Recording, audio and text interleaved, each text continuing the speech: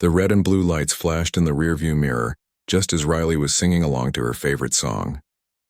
She had been driving home from her night shift at the diner, exhausted but happy because she had made good tips that evening. It was almost midnight and the streets were empty. Her heart sank when she saw the police car behind her. She wasn't speeding and she knew her car was in good condition. Well, except for that taillight her dad had been meaning to fix. Riley pulled over carefully, her hand starting to shake a little. She had never been stopped by the police before. She was 19 years old, a college student working 2 jobs to pay for her tuition. The last thing she needed was trouble with the law. She rolled down her window and placed her hands on the steering wheel, just like her parents had taught her. The officer who walked up to her window looked to be in his 40s, with a stern face and cold eyes. His name tag read Detective Thompson. He shined his flashlight directly into her face, making her squint. "License and registration," he said without any greeting. Riley's hands trembled as she reached for her purse. "Was I doing something wrong, officer?" "Your taillight is out. Don't you check your vehicle before driving?" "I'm sorry, sir. My dad was supposed to fix it this weekend. I didn't think it was that serious." Thompson took her documents and walked back to his car. Riley sat there, her stomach in knots. She looked at the clock on her dashboard. It was getting later and she had an exam in the morning. She just wanted to go home, study for a couple of hours, and get some sleep. When Thompson came back, he didn't hand her documents back. Instead, he asked her to step out of the car. Riley felt confused but complied. She stood on the side of the road, watching as he walked around her old Honda, inspecting it with his flashlight. "Do you mind if I search your vehicle?" he asked, but it didn't really sound like a question. "I guess so," Riley said, her voice barely above a whisper. She had nothing to hide. She didn't do drugs, didn't even drink alcohol. The worst thing in her car was probably some old fast food wrappers. Thompson opened her door and started searching. He looked under the seats in the glove compartment, and then he moved to the back seat. Riley stood there, hugging herself in the cold night air. She watched him through the window, wondering what he was looking for. Then everything changed. Thompson straightened up, and when he turned around, he was holding a small plastic bag. Even in the dim light, Riley could see what looked like pills inside it. "What's this?" Thompson asked, his voice sharp and accusing. Riley's eyes went wide. "I don't know. That's not mine. I've never seen that before." "It was under your back seat." "This is your car, isn't it?" "Yes, but I didn't put that there." "I swear, please, you have to believe me." Thompson's face remained expressionless. He pulled out his handcuffs. "Ma'am, I'm going to need you to turn around and place your hands behind your back. You're under arrest for possession of illegal substances." Riley felt like she was in a nightmare. This couldn't be happening. She started crying, her whole body shaking.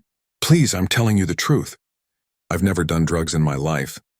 "That's not mine." "You have the right to remain silent," Thompson began. And Riley barely heard the rest of the words as he handcuffed her. The metal felt cold and tight around her wrists. She kept crying, kept trying to explain, but he wasn't listening.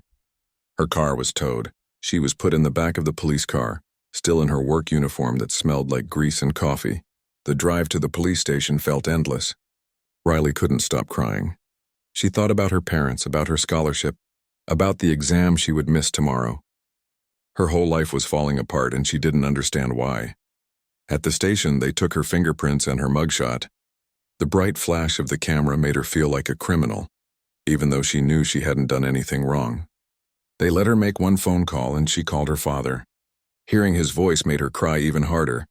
"Dad, something terrible happened. The police arrested me. They found drugs in my car, but they're not mine." "I promise they're not mine." Her father's voice was full of panic and confusion. "What, Riley, slow down. What are you talking about?" She tried to explain everything, but it all came out in broken sentences between sobs. Her father said he would come right away, that he would figure this out, that everything would be okay. But Riley didn't feel like everything would be okay. She felt like her world was ending. They put her in a holding cell. The walls were gray and cold. There was a metal bench and a toilet in the corner. Riley sat on the bench and pulled her knees to her chest. She couldn't stop shaking. Other women were in cells nearby, some sleeping, some talking to each other. Riley felt completely alone. Hours passed like days. Finally, a public defender came to see her. Her name was Ms. Patterson. and she looked tired, carrying a stack of files that seemed too heavy for her arms. She sat down across from Riley in a small room and opened a folder. "Riley Chen," she said, reading from the papers. "You're charged with possession with intent to distribute." "That's a serious charge, but I didn't do it. Those drugs weren't mine." "The officer, he must have made a mistake or something." Ms. Patterson gave her a sad look. The kind of look that said she had heard this story 1,000 times before. "Riley, I'm going to be honest with you. Detective Thompson has been on the force for 15 years. He has an excellent record. Judges trust him. Juries trust him. It's going to be very difficult to prove that the evidence wasn't yours. But it's the truth. The truth and what we can prove in court are sometimes two different things. The drugs were found in your car. You were the driver. Thompson will testify that you seemed nervous and suspicious. Riley felt sick. What's going to happen to me? Your father is working on posting bail. After that, we'll have time to build your case. But I want you to understand the reality of the situation. The prosecution is offering a plea deal. If you plead guilty, you'll get probation and community service. If we go to trial and lose, you could face years in prison. But I'm innocent." Ms. Patterson closed the folder and looked at Riley with weary eyes. "I believe you might be. But belief isn't enough in a courtroom. Think about the plea deal. Talk to your family. I'll be in touch." After she left, Riley was alone again with her thoughts. She couldn't believe this was happening. Yesterday, her biggest worry was passing her chemistry exam. Now she was facing criminal charges that could ruin her entire future. Her scholarship would be gone. Her dreams of becoming a teacher would disappear, all because of drugs that weren't even hers. When her father finally got her out on bail the next morning, Riley walked out of that police station wearing an ankle monitor. The device was heavy and uncomfortable, a constant reminder that she was no longer free. Her father hugged her tight and they both cried in the parking lot. The ride home was quiet. Riley stared out the window, watching the city pass by. Everything looked the same, but her world had completely changed. She was now a criminal in the eyes of the law, even though she had done nothing wrong. And the worst part was that nobody seemed to believe her. Riley tried to go back to her normal life, but nothing was normal anymore. The ankle monitor made it impossible to forget what was happening, even for a minute. She had to charge it every night, and if she went beyond a certain distance from her home, the police would be alerted. Her professors were understanding when she missed her exam, but she could see the questions in their eyes.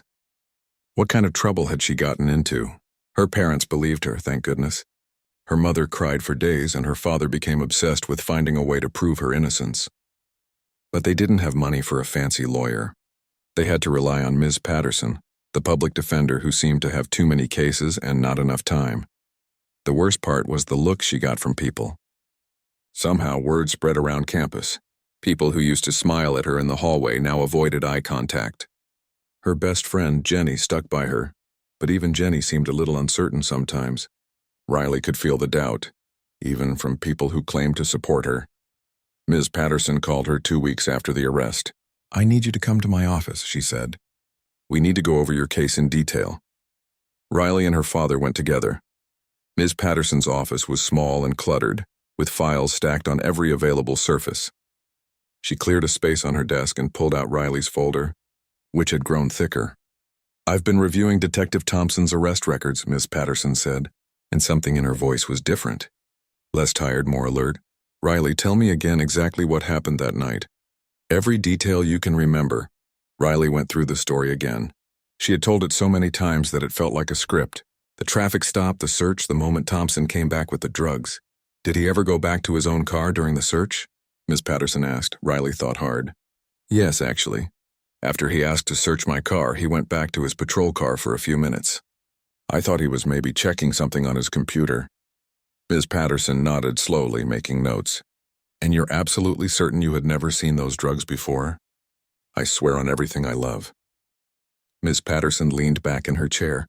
"Riley, I'm going to tell you something, but I need you to understand that this is just a pattern I'm noticing. It's not proof of anything yet." She pulled out several other files. "Over the past 3 years, Detective Thompson has made 47 drug-related arrests. I've been a public defender for 10 years, and I've handled cases involving many different officers. Thompson's numbers are unusually high." Riley's father leaned forward. "What are you saying?" I'm saying that I've represented 12 people who were arrested by Thompson under very similar circumstances. Traffic stops, searches, drugs found in vehicles. All of them claimed the drugs weren't theirs. All of them were young people, mostly college students or recent graduates. Most of them took plea deals because they were scared. Riley felt a strange mix of hope and anger, so I'm not the only one. Other people are saying the same thing? Yes, and here's what's interesting. I contacted some other public defenders in the area, asked them about their experiences with Thompson's arrests. 3 of them said they had similar concerns but never had enough evidence to challenge him. Thompson's reputation is too solid. He's won commendations. He's considered one of the department's most effective officers. Effective at ruining innocent people's lives, Riley's father said bitterly. Ms. Patterson held up her hand. I understand the anger, but we need to be smart about this. Right now, all we have is a pattern. Patterns make us suspicious, but they don't prove anything in court. We need concrete evidence that Thompson fabricated your case. How do we get that? Riley asked. I'm not sure yet. I filed a request for Thompson's body camera footage from your arrest, but the department is being slow to respond. I've also requested his footage from several other similar arrests. The problem is that body cameras can be turned off or can mysteriously malfunction. Riley felt her hope deflating. So we're stuck? Not necessarily. I've also reached out to an investigator who helps with cases like this. He's going to look into Thompson's background, his other arrests, anything that might help us. But Riley, I need to be honest with you. This is going to be a difficult fight. Even with the pattern I've found, we're essentially accusing a decorated police officer of planting evidence. That's a serious accusation. Over the next few weeks, Riley's life felt like it was in limbo. She went to classes, but she couldn't focus. She went to work, but she made mistakes and spilled drinks. The ankle monitor chafed against her skin, leaving a red mark that never quite healed. She had nightmares about prison, about orange jumpsuits, about her life being over before it really began. Ms. Patterson kept digging. She found more cases, more patterns. There was a guy named David who had been arrested by Thompson during a traffic stop. Drugs in his backpack. He took a plea deal and lost his job. There was a woman named Keisha who had drugs found in her apartment during what Thompson claimed was a welfare check. She went to prison for 6 months and came out to find her young son in foster care. Each story made Riley angrier and more scared. How was Thompson getting away with this? How many lives had he destroyed? The investigator Ms. Patterson hired found something interesting. Thompson had financial problems. He had gambling debts and had recently gone through an expensive divorce. The investigator theorized that Thompson might have been motivated by the overtime pay and bonuses that came with high arrest numbers. But theories weren't evidence. They still needed something concrete, something that would make a judge and jury listen. Then one evening, Riley's phone rang. It was Ms. Patterson, and she sounded excited. Riley, I need you to think carefully. During your arrest, did Thompson seem to know where to look for the drugs? Did he go straight to that spot under your back seat? Riley thought back to that night. Actually, no. He searched the front of the car first. He spent a lot of time in the glove compartment and under the front seats. It was only after that he moved to the back. So he made it look like a thorough search? I guess so. Why? Because I just got off the phone with a woman named Beth Rodriguez. She used to be Thompson's partner. She transferred to another precinct about 6 months ago. Riley, she wants to talk. Riley's heart started pounding. About what? About Thompson. About things she saw. She wouldn't give me details over the phone, but she agreed to meet with me tomorrow. She sounded scared, but she also sounded like she had something important to say. That night, Riley couldn't sleep. She lay in bed staring at the ceiling, wondering what Thompson's former partner knew. Had she seen him plant evidence? Had she watched him destroy other lives and stayed quiet? The next day felt like the longest of Riley's life. She tried to distract herself with homework, but the words on the page might as well have been in a foreign language. Jenny came over and tried to cheer her up with movies and pizza, but Riley barely tasted the food.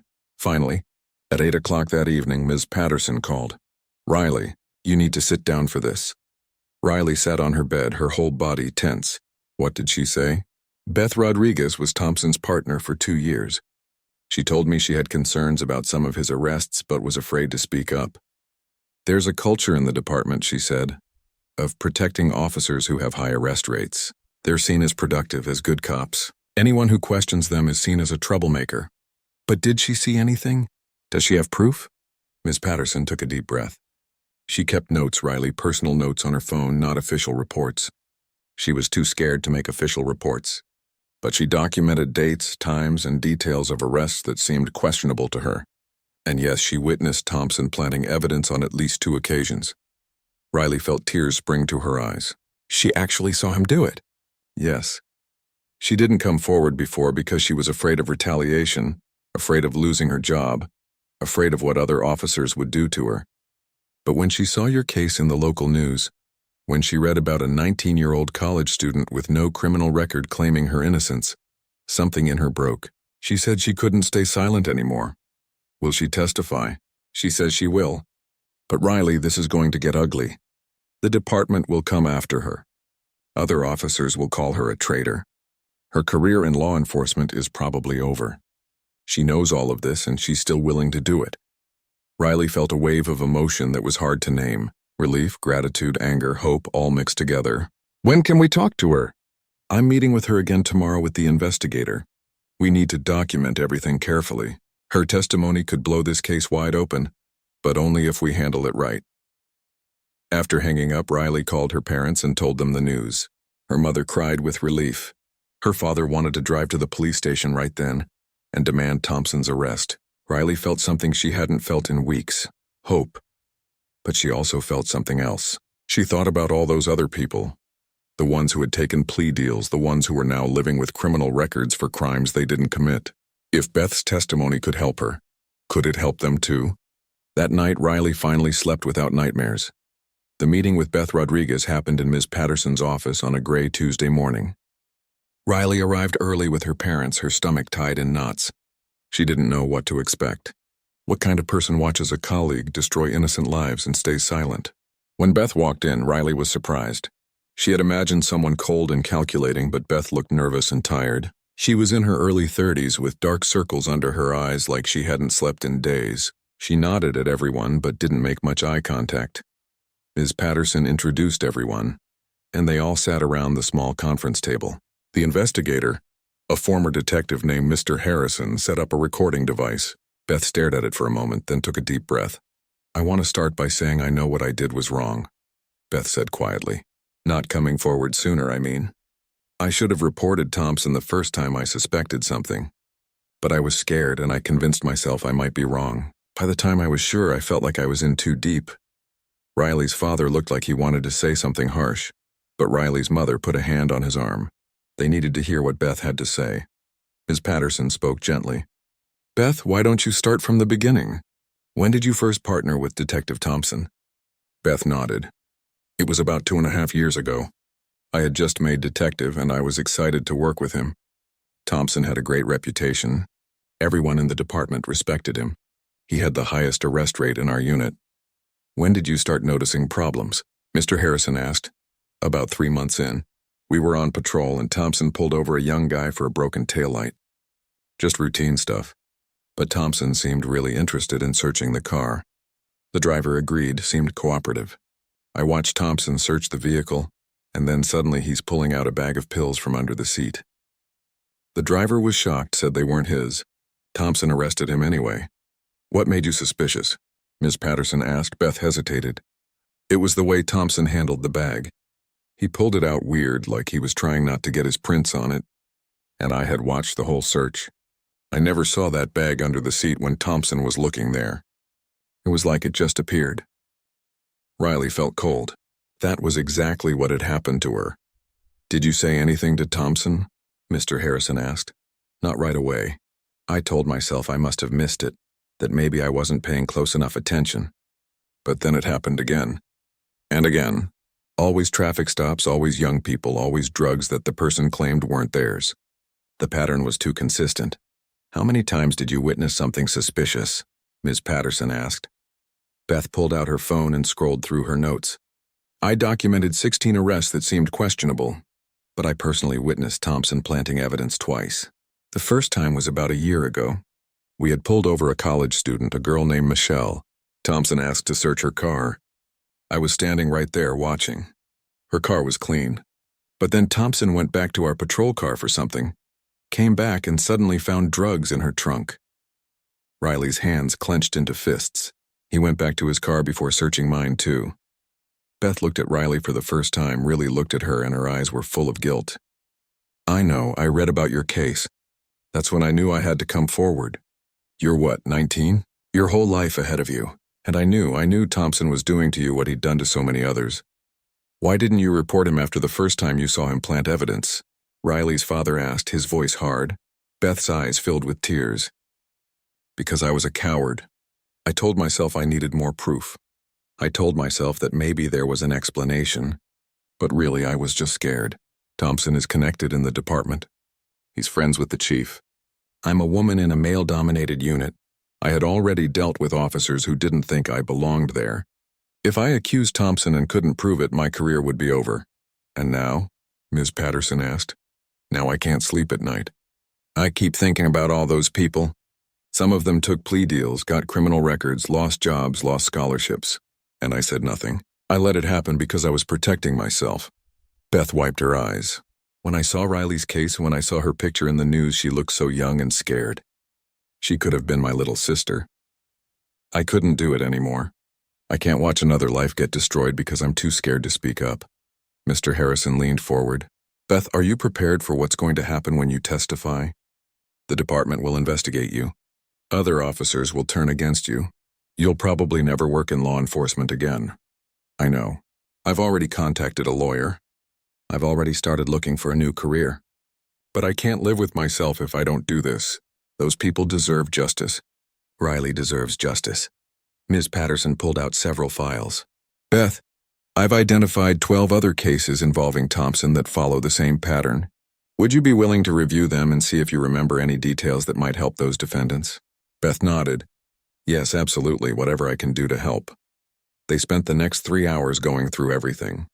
Beth's notes were detailed and damning. She had recorded dates, times, locations, and descriptions of each suspicious arrest. She had even taken some photos on her phone during a couple of the stops. Photos that showed the vehicles before Thompson's searches. One photo showed a car's back seat with nothing visible underneath it. Another photo, taken just minutes later after Thompson had found evidence, showed the same spot with a bag clearly visible. Beth had been building a case against her partner, even if she hadn't known what to do with it. When they finally finished, everyone was exhausted. Ms. Patterson looked at Beth with a mixture of respect and sadness. You know this is going to change your entire life, right? Beth smiled sadly.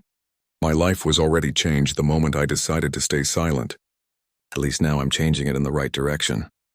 After Beth left, Ms. Patterson turned to Riley and her parents. This changes everything. With Beth's testimony and her documentation, we have a real chance. Not just for Riley, but for everyone Thompson falsely arrested. Riley felt overwhelmed. What happens now? Now I file some very serious motions. I'm going to request an immediate investigation into Thompson's conduct. I'm going to request that all of his body camera footage be preserved and reviewed. And I'm going to demand that the prosecution drop all charges against you. Will they do it? Riley's mother asked. They might not want to, but they won't have much choice. Once this information becomes public, once Beth testifies, the entire case against Riley falls apart. And the department is going to have a much bigger problem on their hands than one wrongful arrest. Over the next week, things moved fast.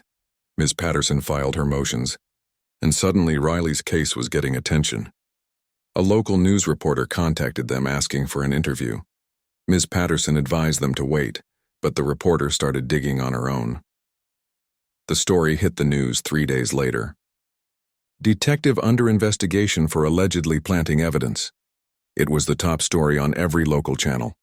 Riley watched the coverage with her parents, seeing Thompson's face on the screen, hearing phrases like pattern of misconduct and multiple victims. Her phone started ringing. People she hadn't heard from in weeks suddenly wanted to talk. Some were supportive, but others were angry. A few of Thompson's supporters called her a liar, said she was trying to get out of her charges by making up stories. Riley stopped answering unknown numbers, but then other calls started coming in. People who had been arrested by Thompson, people who had taken plea deals, people who had criminal records they claimed were unjust. They all had the same story. A routine traffic stop, a search, drugs that weren't theirs, and Thompson's word against their own. Ms. Patterson told Riley that the district attorney's office was now officially investigating Thompson. Internal Affairs was reviewing his cases, and Beth was cooperating fully, despite receiving threatening messages from other officers. "How is she holding up?" Riley asked. "She's scared but determined. She's moved in with her sister in another state temporarily. Some of the officers she worked with aren't taking this well." Riley felt guilty.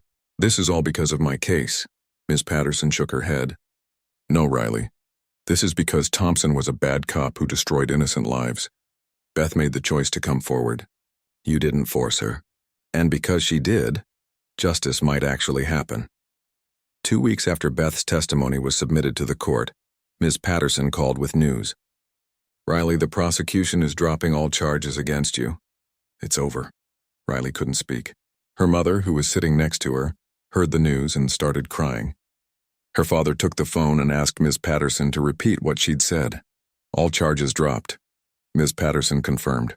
The DA's office released a statement saying that new evidence has come to light that raises serious questions about the validity of the arrest. "They're not admitting wrongdoing yet, but they're backing away from your case." When Riley hung up the phone, she felt strange. She should have been happy, relieved, celebrating. And part of her was. But another part of her was angry. Angry that this had happened in the first place. Angry that she had spent weeks wearing an ankle monitor, missing classes, having nightmares, being treated like a criminal. Angry that if Beth hadn't come forward, she might be in prison right now. "It's not enough," Riley said to her parents. "The charges being dropped isn't enough. What about everyone else? What about all those people who took plea deals because they were too scared to fight?" Her father nodded. "So what do you want to do?" Riley thought about Beth, who had risked everything to tell the truth. She thought about all those other victims, living with criminal records they didn't deserve. She thought about Thompson, who might still be out there, still wearing a badge. "I want to fight," Riley said. "I want to make sure Thompson can never do this to anyone else. And I want to help everyone he hurt get justice too." Her mother smiled through her tears. "Then that's what we'll do." The trial that everyone had been waiting for finally began on a cold Monday morning in November. The courthouse was packed with people.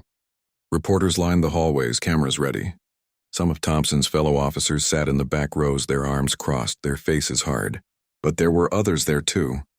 People who had been arrested by Thompson. People whose lives had been turned upside down by his lies.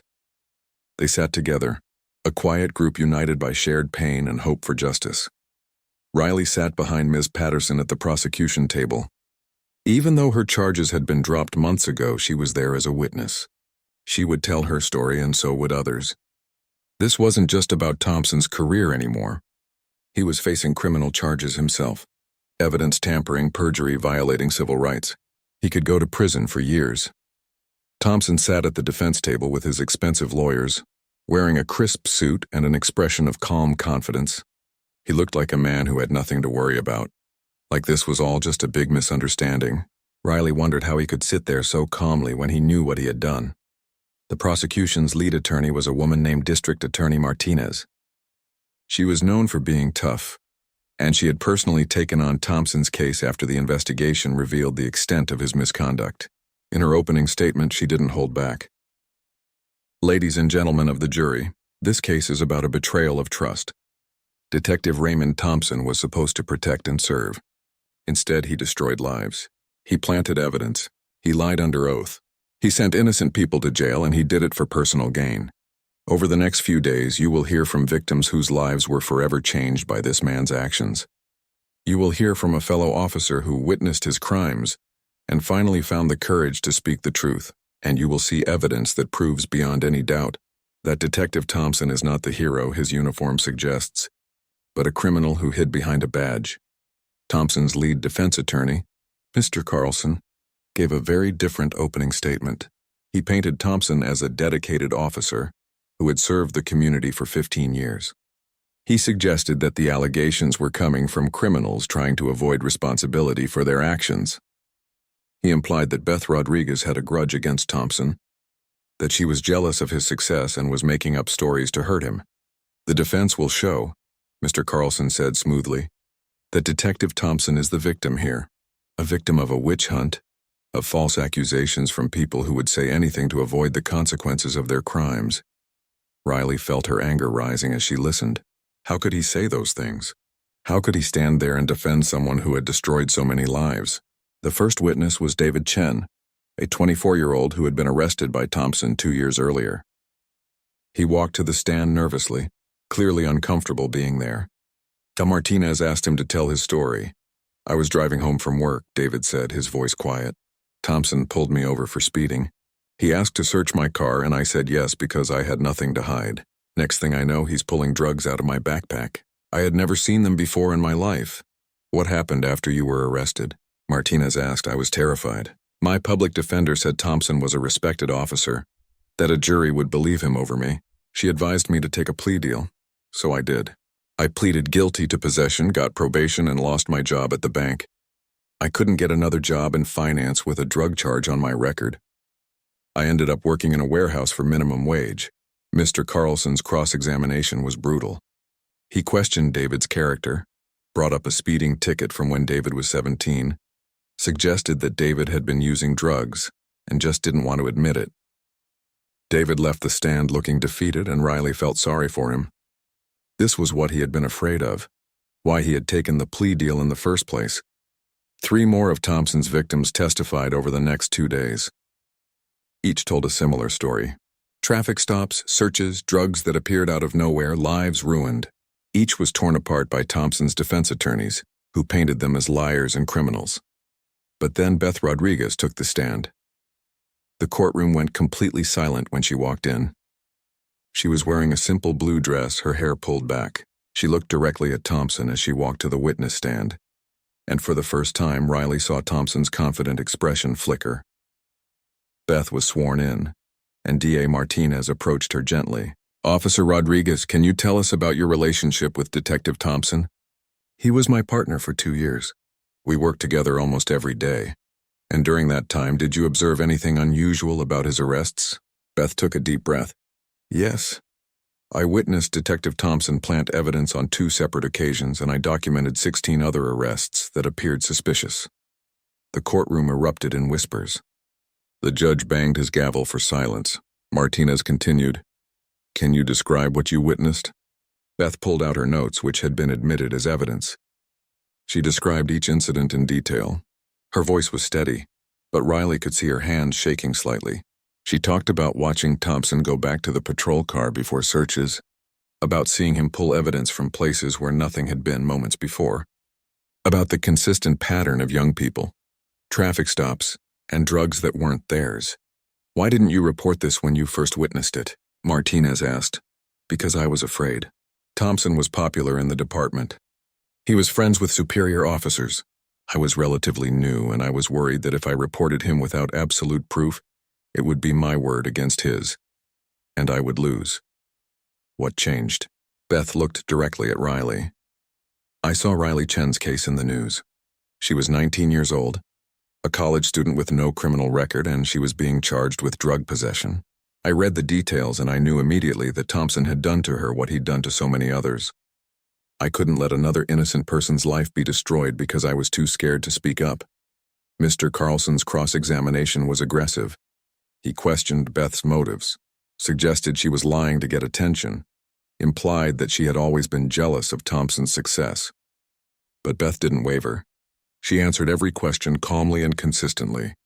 She admitted that she should have reported Thompson sooner, that she regretted her silence.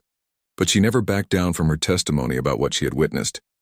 "Officer Rodriguez," Mr. Carlson said with a sneer, "isn't it true that you were passed over for a promotion that went to Detective Thompson?" "Yes, that's true. So you had a reason to resent him." "I did resent that, yes. But that has nothing to do with what I witnessed.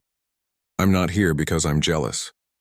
I'm here because I watched Thompson destroy innocent lives, and I stayed silent for too long." When Beth finally left the stand, Riley felt like she could breathe again. Beth had done it. She had told the truth, withstood the attacks, and never backed down. Then it was Riley's turn. Walking to the witness stand felt surreal. Riley had been nervous about this for weeks. She looked out at the courtroom and saw her parents in the front row, saw other victims nodding at her encouragingly, saw the reporters with their notebooks ready. DA Martinez smiled at her kindly. "Riley, can you tell us what happened on the night of your arrest?" Riley told her story. She had told it so many times, but this time felt different. This time people were really listening. She described the traffic stop, Thompson's search of her car, the moment he pulled out drugs that she had never seen before. She described her fear, her confusion, the way Thompson had ignored her pleas of innocence. "Did you have any drugs in your car that night?" Martinez asked. "No, ma'am. I've never used drugs in my life." "What impact did this arrest have on your life?" Riley took a breath. "It almost destroyed it. I was wearing an ankle monitor for months. I missed exams. People at school treated me like a criminal. I had nightmares about going to prison. My scholarship was in jeopardy. Everything I had worked for my entire life was falling apart because of something I didn't do." Then came Mr. Carlson's turn. He tried the same tactics he had used on the others. He questioned her character, suggested she was lying, implied that the drugs were hers and she was just making excuses. But Riley was ready. She had been preparing for this with Ms. Patterson for weeks. She answered every question calmly and clearly, and then she pulled out something that no one expected. "Mr. Carlson," Riley said, "you keep suggesting that I'm lying, but I have proof that I'm not." The courtroom went silent. Even D.A. Martinez looked surprised. "What proof?" Carlson asked, clearly not expecting this. Riley pulled out her phone. "On the night of my arrest, I was on a video call with my mother. I had forgotten about it initially because I was so traumatized, but I found the recording on my phone. It shows the entire traffic stop from my phone, which was on my dashboard holder." Martinez immediately requested permission to introduce the video as evidence.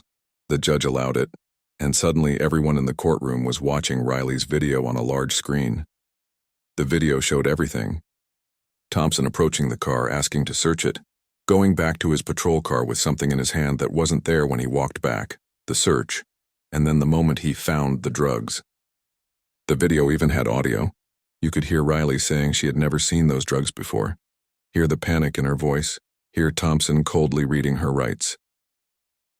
The courtroom was absolutely silent as the video played. When it ended, Riley looked directly at Thompson. For the first time, his confident expression was gone. He looked pale and trapped. Mr. Carlson tried to recover, tried to suggest the video was doctored or didn't prove anything, but the damage was done. The jury had seen everything with their own eyes. The final blow came from the forensic expert. The prosecution had analyzed the drugs found in Riley's car. There were no fingerprints on the bag at all, which was strange if Riley had supposedly been handling it. But they found something else. Traces of a substance used in evidence storage at police stations. The drugs had come from a police evidence locker. When the prosecution rested, Thompson's lawyers looked defeated. They called a few character witnesses who spoke about Thompson's service record, but it felt hollow. How could 15 years of good work erase the lives he had destroyed? In her closing argument, D.A. Martinez was powerful. "Ladies and gentlemen, you've heard the stories. You've seen the evidence. You've watched a video that proves beyond any doubt that Detective Thompson planted drugs in Riley Chen's car. How many others did he do this to? How many people are living with criminal records they don't deserve? How many lives did he ruin for his own gain? The evidence is clear. Justice demands that you find him guilty." Mr. Carlson's closing argument tried to cast doubt, but even he seemed to know it was hopeless. The jury deliberated for 3 hours. When they came back, the forewoman stood and read the verdict. "On the count of evidence tampering, we find the defendant guilty. On the count of perjury, we find the defendant guilty. On the count of violating civil rights, we find the defendant guilty." The courtroom erupted. Some people cheered. Others cried. Riley felt her mother grab her hand and squeeze tight. She watched as Thompson was handcuffed, his face now showing real fear. He was led out of the courtroom, no longer a respected detective but a convicted criminal. Riley felt something release inside her chest, something that had been tight and painful for months. It was finally over. The weeks following Thompson's conviction felt like waking up from a long nightmare. Riley kept expecting something to go wrong, for someone to say it was all a mistake, for Thompson to somehow find a way out of his guilty verdict. But it didn't happen. He was sentenced to 12 years in prison, and the judge made sure everyone understood the severity of his crimes. "You were given a badge and the public's trust," the judge had said during sentencing. "You were supposed to protect innocent people, not destroy their lives for your own benefit." The damage you've caused is immeasurable, not just to your direct victims, but to the justice system itself and to every honest police officer whose reputation suffers because of your actions. But Riley knew that Thompson's conviction was just the beginning.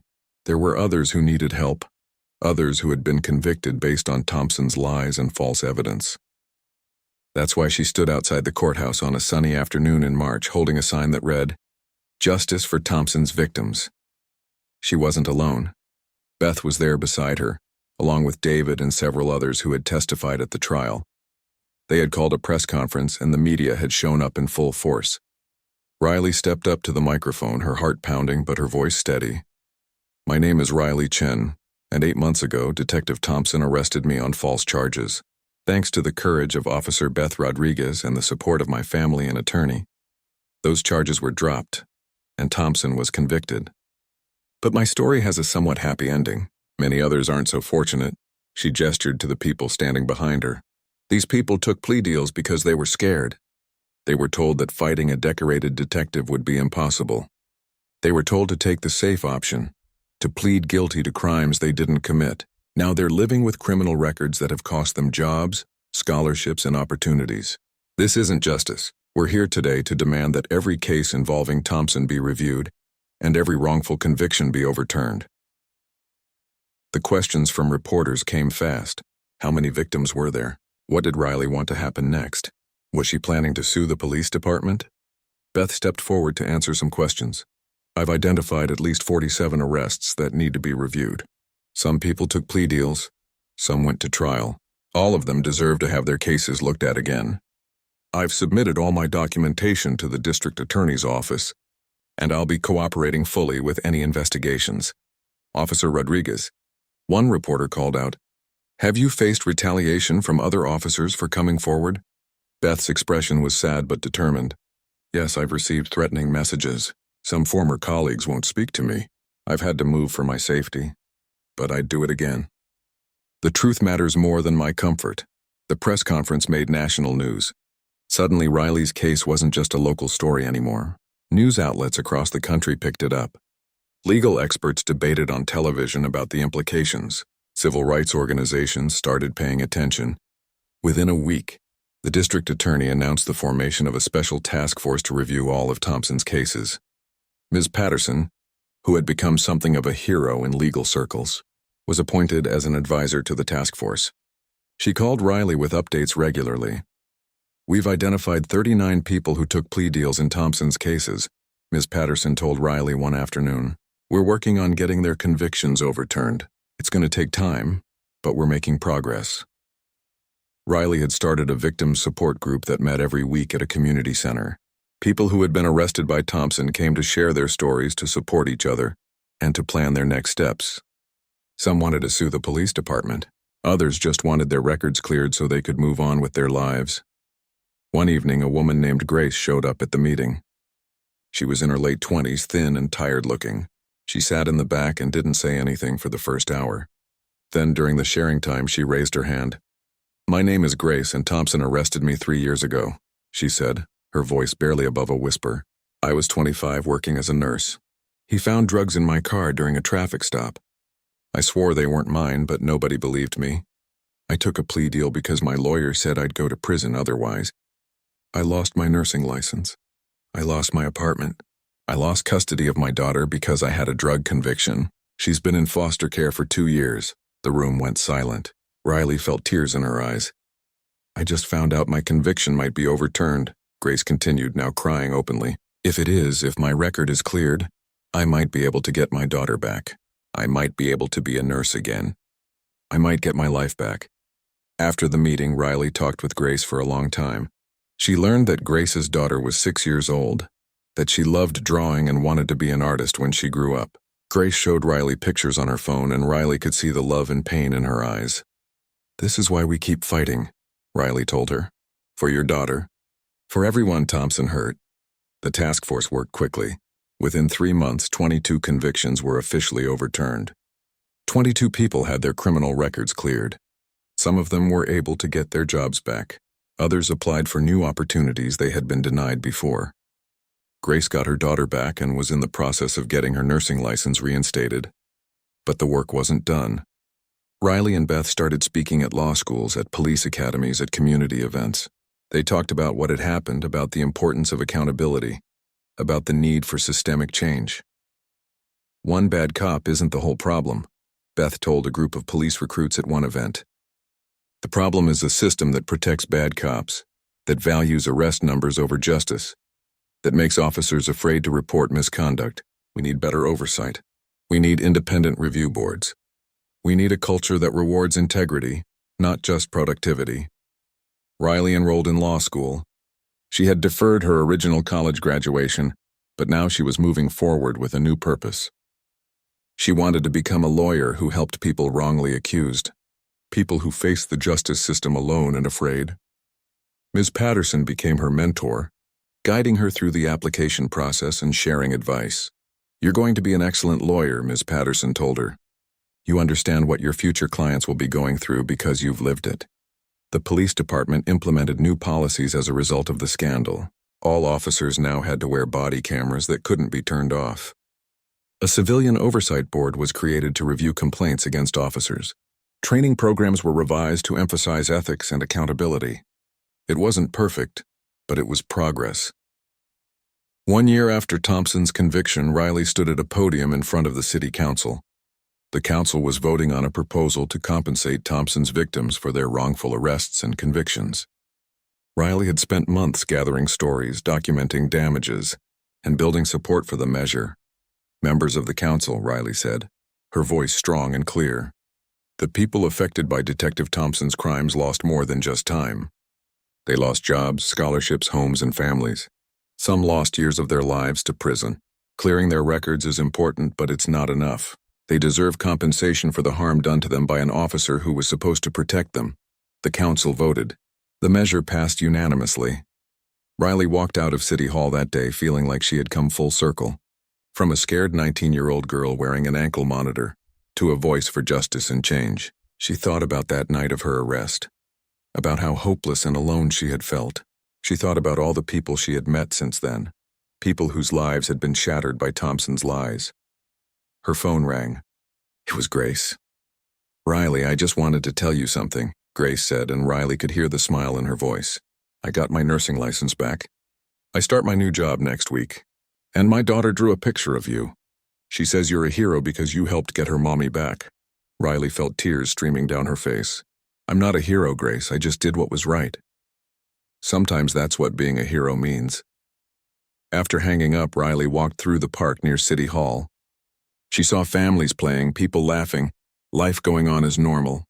She thought about how fragile it all was, how quickly someone's life could be destroyed by a lie.